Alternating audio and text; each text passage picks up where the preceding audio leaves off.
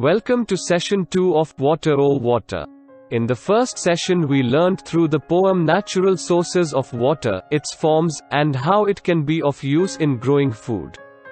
In this session we are going to take a closer look at how water is used in our daily life.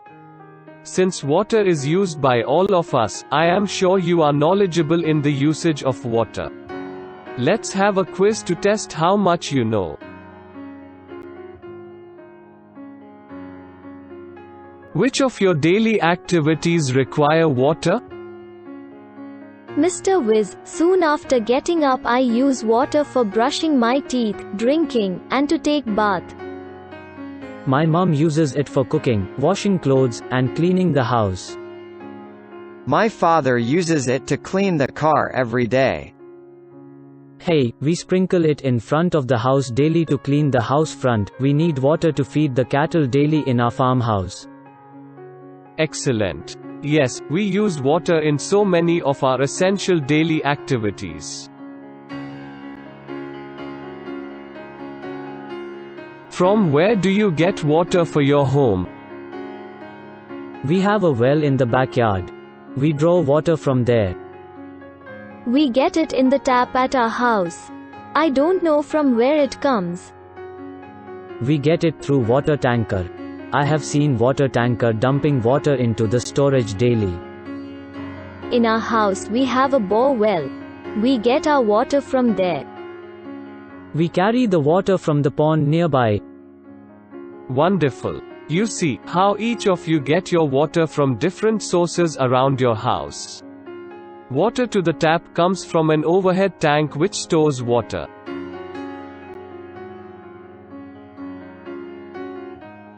Do you use the same water for all purposes? No, Mr. Wiz. Water used for drinking and cooking must be clean and is not easily available. So, we keep drinking water separate. Yes, our apartment has recycled water. Same is used for gardening and washing clothes. Yes, clean water for drinking purpose is not available in plenty. It is precious and should not be wasted. Have you faced any difficulty in getting the water? In our house water usually comes in the tap. But in summer we don't get it, so we fetch it from far off well. That is right, in summer many of the rivers and lakes dry up, and it becomes difficult to supply water. Hence it is necessary to preserve water and avoid its wastage.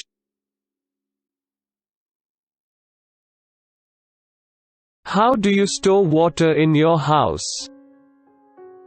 We have a steel drum to store drinking water.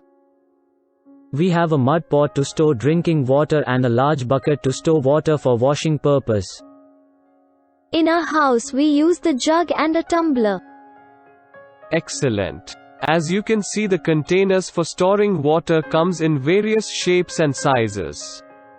Don't be deceived by the shape of the container. Overhead tank can store several buckets of water.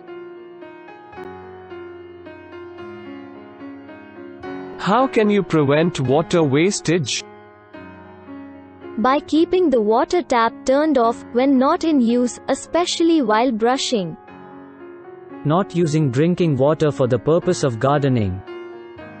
Yes, we use recycled water for gardening in our house. We also do rainwater harvesting to save water. It's fantastic to know you are doing rainwater harvesting. It prevents water wastage by directing rainwater into earth rather than drainage. What happens if plants and animals do not get water? Plants and animals die if they don't get water. But animals and plants in desert have adapted to survive for long without water. Camel and cactus are examples. Well done. With these interactions we have learnt a lot about water, its uses, and why it is important to prevent its wastage. With that we have come to the end of session 2.